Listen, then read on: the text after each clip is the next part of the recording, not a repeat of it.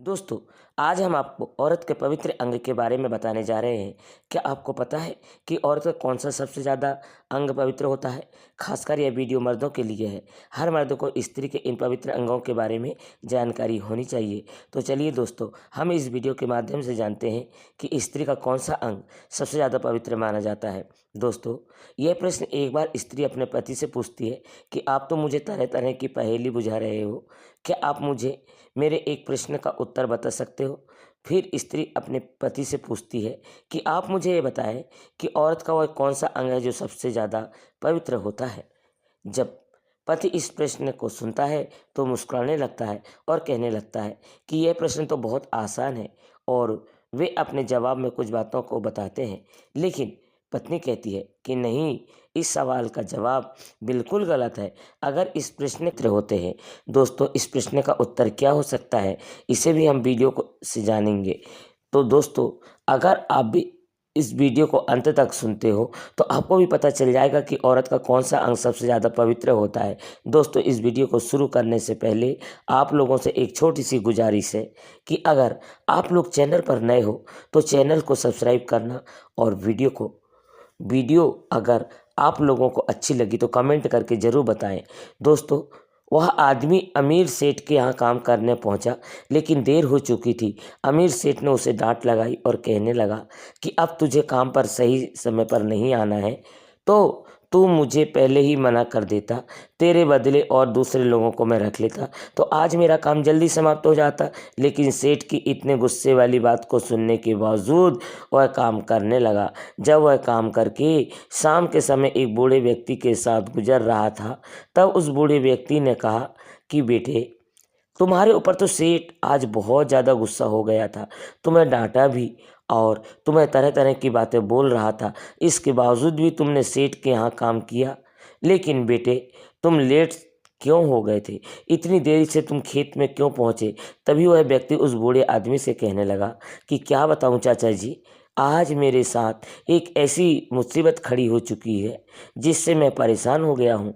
तभी वह बूढ़ा व्यक्ति कहने लगा कि बेटे, कौन सी मुसीबत तुम्हारे जीवन में आ गई है जो तुम्हें परेशान कर रही है, तुम्हें आगे बढ़ने से मना कर रही है, तुम्हें कोई भी काम करने नहीं दे रही है?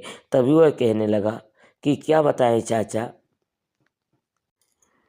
एक बार हम पति पत्नी दोनों मजाक कर रहे थे। मेरी पत्नी ने मजाक मजाक में मुझसे एक प्रश्न पूछा और कहने लगी कि क्या आप मेरे इस प्रश्न का उत्तर बता सकते हैं? मैं भी उसे मजाक मजाक में यह कह दिया कि मैं तुमसे ज़्यादा बुद्धिमान हूँ, शक्तिशाली हूँ। स्त्री तो कम बुद्धिमान होती है। इसी वजह से वह मुझसे बहुत ही अच्छी तरह से लेकिन उसका जवाब मैं नहीं दे पाया। तब बूढ़े व्यक्ति ने कहा, बेटा मुझे बताओ कि उसका सवाल क्या है? तभी वह कहने लगा कि मेरी पत्नी ने यह सवाल पूछा है कि औरत का कौन सा अंग सबसे ज़्यादा पवित्र होता है। मैं इसका उत्तर बहुत सारे लोगों के पास पूछ चुका हूँ, लेकिन इसका कोई भी उत्तर नहीं दे पाता है। बूढ़ा व्यक्ति कहने लगा कि बेटा, इसका उत्तर तो मुझे भी मालूम नहीं है, लेकिन मुझे पता है कि इसका उत्तर कौन बता सकता है और किसके पास इसका उत्तर है। तभी वह लड़का कहने लगा कि आप ही बताओ, उसका उत्तर किसके पास मिलेगा, मुझे कहाँ जाना पड़ेगा?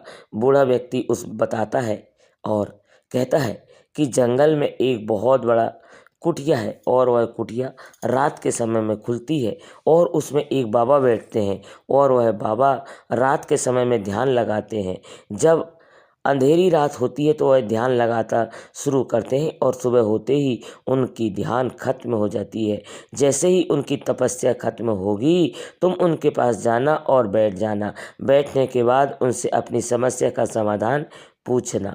हो सकता है अगर तुम्हारी समस्या उन्हें अच्छी लगी और उन्हें बताने का मौका मिले तो वह तुम्हें अवश्य बता देंगे, लेकिन उनके पास इन सारे प्रश्नों का उत्तर अवश्य होगा। और वह लड़का इतना सुनने के बाद अपने घर पर चला जाता है। जाने के बाद उसकी पत्नी कहती है कि आपने आज भी उस प्रश्न का उत्तर ढूंढ कर नहीं लाया? वह कहने लगा कि नहीं, मैं तो आज भी उस प्रश्नों का उत्तर ढूंढ कर तो नहीं लाया हूँ, लेकिन तुम्हें चिंता करने की आवश्यकता नहीं है, मैं उस प्रश्न का उत्तर अवश्य ढूंढ लूँगा। इतने कहने के बाद वह अपनी पत्नी से कहता है कि मुझे बहुत ज़ोरों की भूख लगी है, मुझे भोजन खिलाओ। और पत्नी उसे भोजन दे देती है। भोजन खाकर सो जाता है और वह उठकर फिर से सेठ के यहाँ काम करने चला जाता है और धीरे धीरे सेठ के यहाँ काम करते रहता है। महीने गुजर जाने के बाद एक बार वही बूढ़ा आदमी उससे पूछता है कि बेटे, क्या तुम्हारे प्रश्न का उत्तर तुम्हें मिल गए हैं? अगर उस प्रश्न का उत्तर तुम्हें प्राप्त हो गया है तो उसका उत्तर भी मुझे बता दो, तो भी मैं जानने के लिए इच्छुक हूँ। तभी वह कहने लगा कि नहीं चाचा, अभी मैं वहाँ तो गया भी नहीं हूँ, क्योंकि हमारे पास समय भी नहीं है और हमारे पास पैसा भी नहीं है। अगर मैं वहाँ चला जाता हूँ तो मेरी पत्नी घर का खर्च कहाँ से चलाती। इतना कहने के बाद यह बेचारा पति चुपचाप हो गया। जब यह चुपचाप हो गया तब वह बूढ़े व्यक्ति कहने लगे कि बेटे, लेकिन तुम्हारे अंदर उस प्रश्न का उत्तर जानने के लिए ललक हो रही है, तुम बेचैन हो, जिसकी वजह से मैंने वहाँ पर तुम्हें जाने को कहा, लेकिन तुम अभी तक वहाँ पर नहीं गए हो। इसका मतलब तुम प्रश्न का लेकर ज़्यादा उलझन में नहीं हो।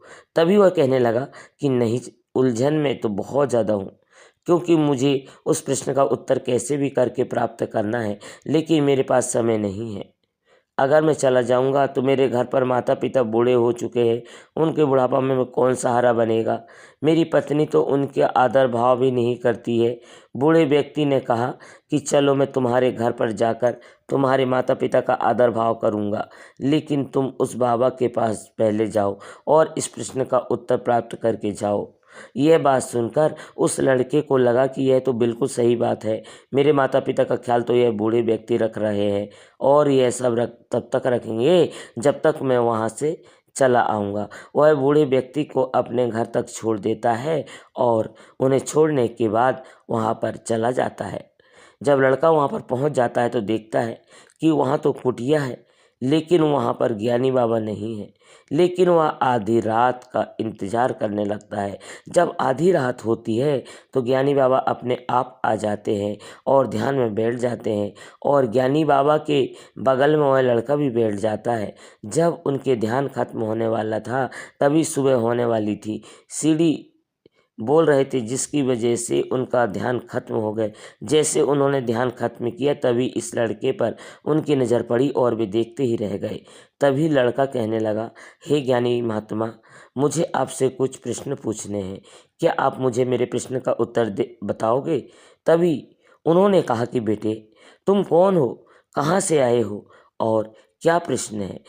क्या मैं तुम्हें प्रश्नों का उत्तर देने वाला बाबा लग रहा हूँ? तभी वह लड़का कहने लगा कि नहीं बाबा, मुझे आपसे उम्मीद है कि आप इस प्रश्न का उत्तर अवश्य दे देंगे, क्योंकि मैं इस प्रश्न के लेकर बहुत ज़्यादा परेशान हूँ। मैं अपना जीवन व्यतीत कर रहा हूँ। तभी उन्होंने कहा कि बेटे बताओ, तुम्हारी क्या समस्या है, मैं तुम्हारी समस्या का समाधान अवश्य निकालता हूँ। और वह लड़का कहने लगा कि बाबा, मेरी पत्नी मुझसे एक प्रश्न की थी कि औरत का कौन सा अंग सबसे ज़्यादा पवित्र होता है। मैंने बहुत सारे लोगों से पूछा पर कोई भी इसका उत्तर नहीं बता पाया है। हार मानकर आपके पास आया हूँ, कृपा कर मुझे प्रश्न का उत्तर बता दीजिए। तब बाबा ने कहा, बेटा, इस प्रश्न का उत्तर तो बहुत आसान है। बाबा ने कहा, बेटा, वैसे तो स्त्री का हर अंग पवित्र होता है, लेकिन स्त्री का सबसे ज़्यादा पवित्र अंग कान का पिछला हिस्सा होता है, क्योंकि इस पर माता लक्ष्मी का वास होता है। तो दोस्तों, आप भी याद रखिएगा कि स्त्री का कान कौन सा अंग सबसे ज़्यादा पवित्र होता है। तो दोस्तों, आज की वीडियो में आपको कैसी लगी? अगर वीडियो अच्छी लगी हो तो वीडियो को लाइक करें और चैनल को सब्सक्राइब करके कमेंट में जय माता लक्ष्मी लिखना ना भूलें। धन्यवाद दोस्तों।